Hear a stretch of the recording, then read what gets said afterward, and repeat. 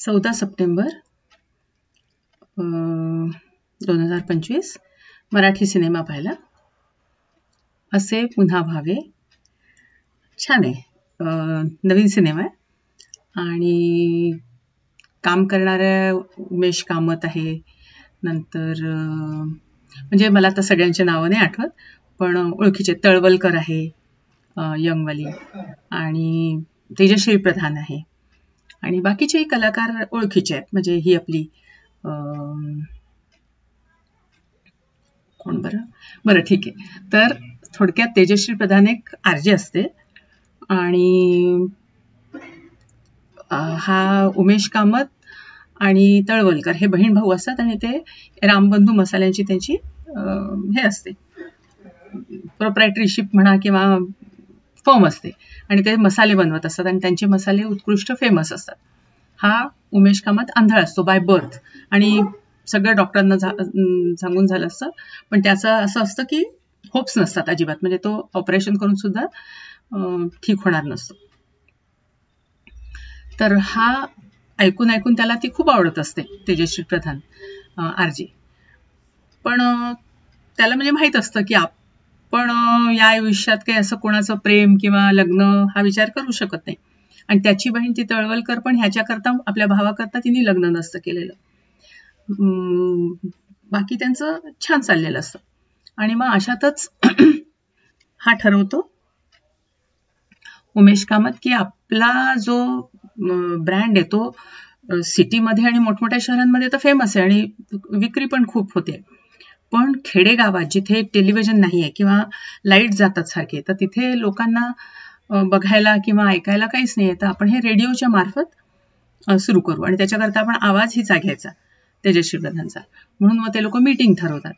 मग त्या मीटिंगमध्ये त्याच्या अगोदर फोनवर बऱ्याच वेळा आरजेंचे जे क्वेश्चन आन्सर्स वगैरे असतात त्याच्यात आणि उमेश कामत आणि ती बोललेले असतात, आणि दोघांचे असे खूप छान विचार जुळलेले असतात.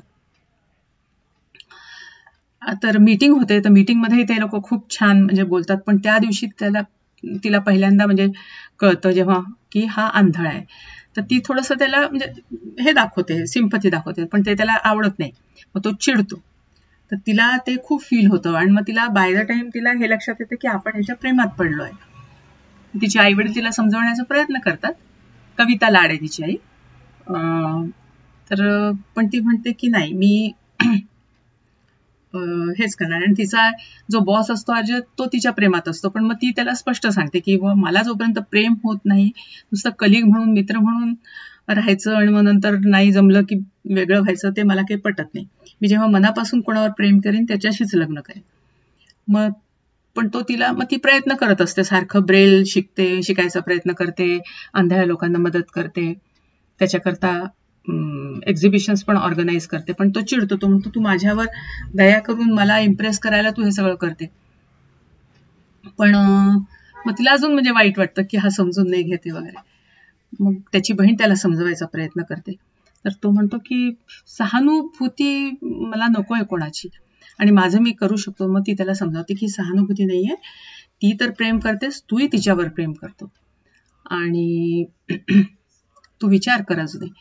आणि मग एकदम काय त्याला होते, मग तो म्हणजे एका दुसऱ्या वाहिनी रेडिओ जॉकीशी तेजश्री प्रधान जाते, कारण तिला आपल्या भावना व्यक्त करायच्या असतात, आणि तिथे मग त्याच्यावरती व्यक्त करते भावना की मला एक आवडतो आणि त्याच्यावर माझं खूप प्रेम आहे, पण त्याला असं वाटतं की मी सहानुभूतीपर त्याला हे करते, पण तसं नाहीये, मला खरंच तो माझ्या जीवनात आलेला आवडेल.